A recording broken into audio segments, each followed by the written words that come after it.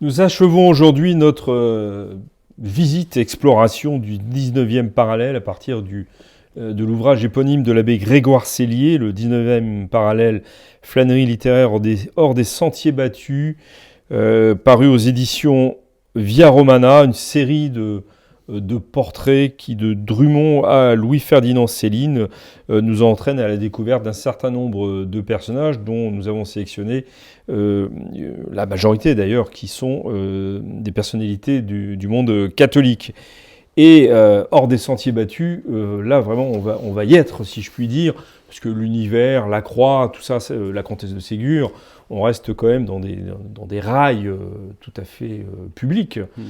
Là, nous entrons dans le sulfureux, si je puis dire, avec monseigneur Umberto Benigni, qui est un drôle de personnage, si je puis dire, et qui a laissé une drôle de mémoire, non ? Donc effectivement, il est très mal vu. Il est très mal vu. Il avait des défauts. Tout n'était pas parfait chez lui.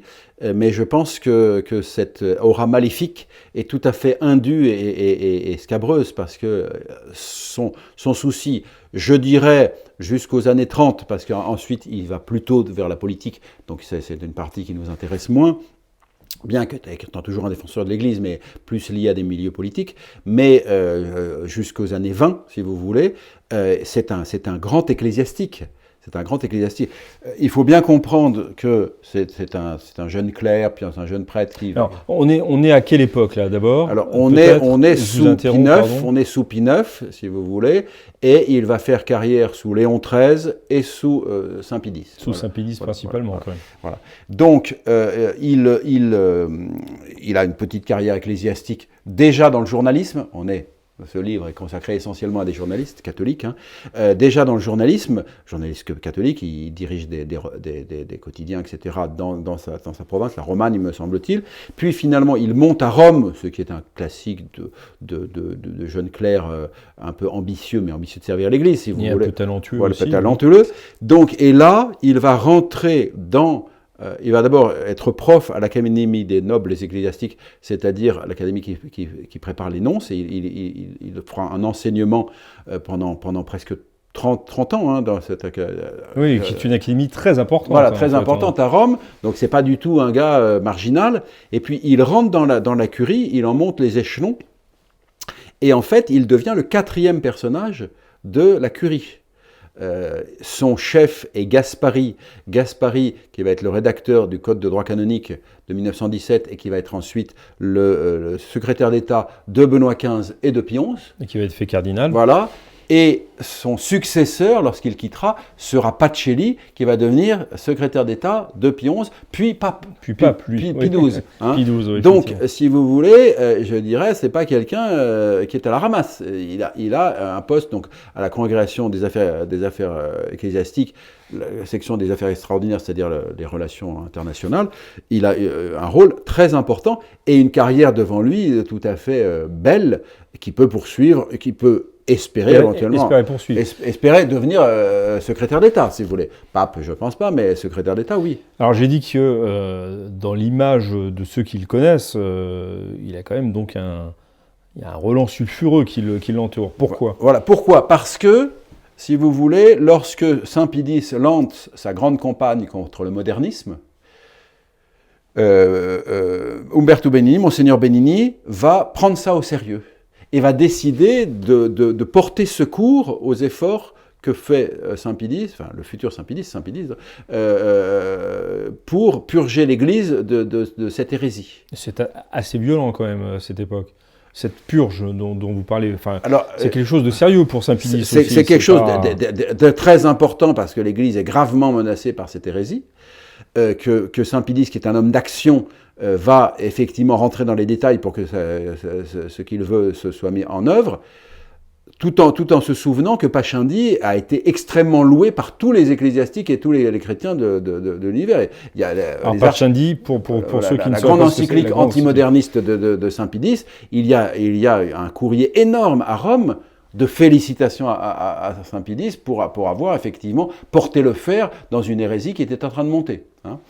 Donc Benigni décide de lui porter secours, et il décide de lui porter secours en fondant, c'est son idée, en fondant une sorte de congrégation qui aurait pour but à la fois de transmettre toutes ces impulsions spirituelles venues dans Saint-Siège et de recueillir de l'information pour le Saint-Siège afin qu'il soit éclairé sur les menées, puisque le modernisme, dit Saint-Pédis, est une société secrète et donc se répand hors la vue, et donc cette congrégation aurait pour but de repérer les manigances modernistes pour que le Saint-Siège en soit informé. Pour les mettre au plein jour, en fait, voilà. Oui, que ça soit clair. Et donc, effectivement, il fonde un groupe religieux avec l'autorisation de Rome. C'est une congrégation religieuse. Hein. C'est une congrégation religieuse qui s'appelle en latin le Sodalicium Pianum, c'est-à-dire la fraternité Saint-Pie V.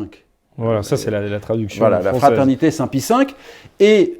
Et ça vous a fait sourire quand vous m'avez dit ça. Ça m'a toujours fait sourire, évidemment. Bien sûr, la fraternité Saint-Pie V, ça évoque quelque chose pour moi.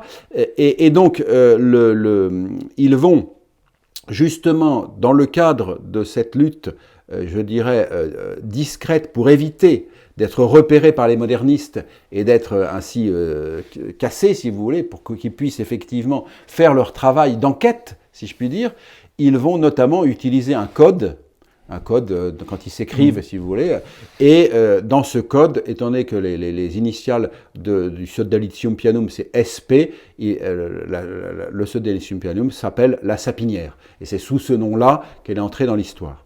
Et donc effectivement, Émile Poulain, qui a étudié le dossier à fond, les ennemis ont dit qu'il y avait 1000 membres, Benigni a dit qu'il y avait 100 membres, et Poulain a dit qu'il n'y a jamais eu plus de 50 membres dans la réalité. Donc tout le monde a menti. Voilà, pas menti, Benigni a peut-être un peu forcé la note, mais bon. Et donc, ça a été quelque chose d'assez modeste finalement. Simplement, Monseigneur Benigni lui-même avait fondé une agence de presse, l'agence internationale Roma, et diffusait effectivement des communiqués, des journaux, des brèves pour mettre dans la presse, etc. Il y avait un certain nombre de correspondants à travers les pays. Qui étaient membres du Sodalicium Pianum, c'est-à-dire appartenant à cette congrégation, ou qui en étaient des amis, selon les cas. Et effectivement, donc, mais bien entendu, en fait, si vous voulez, un certain nombre de gens qui n'étaient pas forcément des modernistes avérés, mais qui étaient quand même plutôt de cette tendance, ne pouvant pas attaquer Saint-Pédis, ont trouvé le bouc émissaire dans Monseigneur Benigni. Et a dit, le méchant, c'est lui. Alors qu'en réalité, le méchant, c'était Saint-Pédis. Enfin, celui qui menait la bataille, c'était Saint-Pédis. Benigni n'attend qu'une personne qui participait à ce combat. Oui, alors, vous portez une accusation, si je puis dire, indirecte, mais oui. Cette histoire du rôle de Saint-Pédis vis-à-vis de la Sapinière a quand même manqué, enfin, de l'empêcher d'atteindre la sainteté, si je puis dire, enfin la déclaration de sainteté, la reconnaissance de sainteté. Alors, si vous voulez, ce qui se passe, c'est que notamment Gaspari, qui avait travaillé, dont Benigni avait été l'adjoint, qui avait travaillé détestait Benigni. Il détestait Benigni, mais il faut savoir que Benigni poursuit une carrière après, et lié au pouvoir fasciste, comme Pie XI lui-même, mais donc il y a des querelles, si vous voulez, qui sont postérieures, qui se greffent sur ce qui s'est passé avant. Mais Gaspari était très critique vis-à-vis de Monseigneur Benigni, et donc très critique vis-à-vis de Pédis, qu'il estimait avoir soutenu Benigni alors qu'il n'aurait pas dû le faire. Et donc lorsque le procès mené sous la direction, sous le pontificat de Pie XII, le procès de canonisation de Saint-Pédis, béatification d'abord, se poursuit. Finalement, il y a donc l'avocat du diable, si vous voulez, dit mais il a soutenu Benigni, donc c'est pas bien.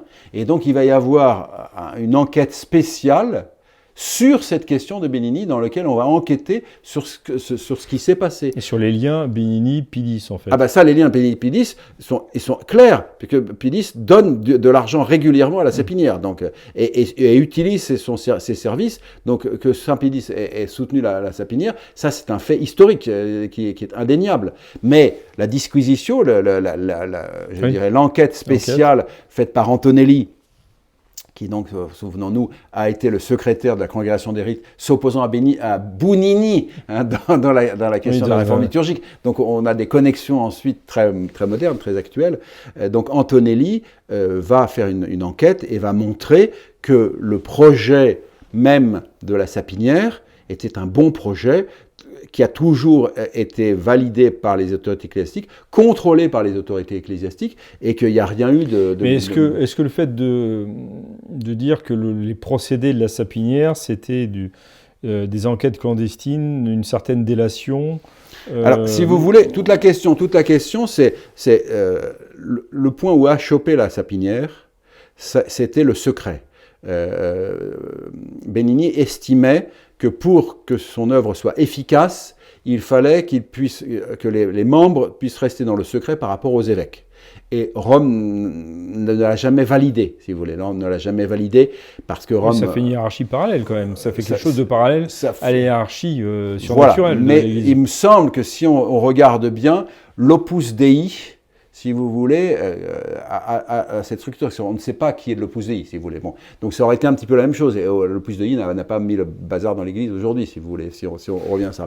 Mais bon, en tout cas, Rome n'a jamais validé cela, et donc la congrégation n'a pas eu l'agrément final. Ils étaient agréés de façon provisoire, si vous voulez, le temps qu'on voit, et puis après, c'est en étapes, et puis ça n'a jamais été jusqu'au final. Mais après, en fait, tout ce qu'ils ont transmis à Rome était des choses publiques. Ils n'ont jamais fait de la délation, je dirais, en rentrant dans les maisons ou ce que sais-je. Ils étaient, par exemple, présents à des congrès publics de modernistes, où des modernistes intervenaient, et ils faisaient des rapports à Rome en disant, ben voilà ce qui s'est dit, tac, et on a enregistré, etc., si vous voulez. Mais en fait, encore une fois, c'est faute de pouvoir attaquer Pidis, parce que là, il se serait cassé les dents, que les libéraux, ceux qui étaient plutôt anti-Pidis, mais sans être forcément des modernistes à 100%, ont trouvé le bouc émissaire en disant, voilà, c'est lui le méchant, il a fait de la délation, etc. Alors que ce n'est pas exact, ce n'est pas vrai. Alors il a agi, il a dénoncé, mais dénoncé des choses publiques. Transmis des documents, transmis des livres, transmis des journaux, transmis donc un travail d'enquête. Un travail d'enquête sur des faits publics. Donc les gars ils n'ont pas volé de la correspondance, ils se sont pas introduits chez les gens, ils n'ont jamais fait quoi que ce soit de cela. Mais effectivement, par exemple, ils sont allés à des congrès en Allemagne et ils en ont fait un rapport, en disant voilà ce qui s'est dit, que un tel a dit ceci et cela. Et souvent des rapports suivis d'effets de la part du pouvoir. Alors en réalité, Antonelli montre qu'on peut repérer dans les archives de la Curie les feuilles d'information venant de la Sapinière, mais elles sont noyées dans des centaines d'autres informations. Rome a une information pléthorique et extrêmement importante. Et la Sapinière... donc ce n'est pas la seule source d'information. Non, c'est du fantasme. Mais encore une fois, s'il y a une sanction de la part de Rome, une sanction qui nous déplaît, on ne peut pas dire le pape est un méchant, donc on va trouver le fusible pour dire c'est lui le méchant, c'est lui qui a mal informé le pape. Monseigneur Benigni, le fusible de Saint-Pidis. Voilà. C'est sur ce chapitre que nous achevons cette présentation du 19e parallèle en invitant tous ceux qui nous ont suivis pendant la découverte de cet ensemble de portraits et évidemment de se plonger dans ce livre très vivant qui nous fait découvrir un certain nombre de personnages qui sont souvent malheureusement oubliés. Monseigneur Benigni en est un cas, mais il y en a un certain nombre d'autres. Merci beaucoup, Monsieur l'abbé Sellier, de vous être livré à cet oral, à ce grand oral. Voilà. C'est moi qui vous remercie d'avoir pu parler de ce petit factum. Merci beaucoup, à très bientôt. C'était le 19e parallèle, flânerie littéraire hors des sentiers battus.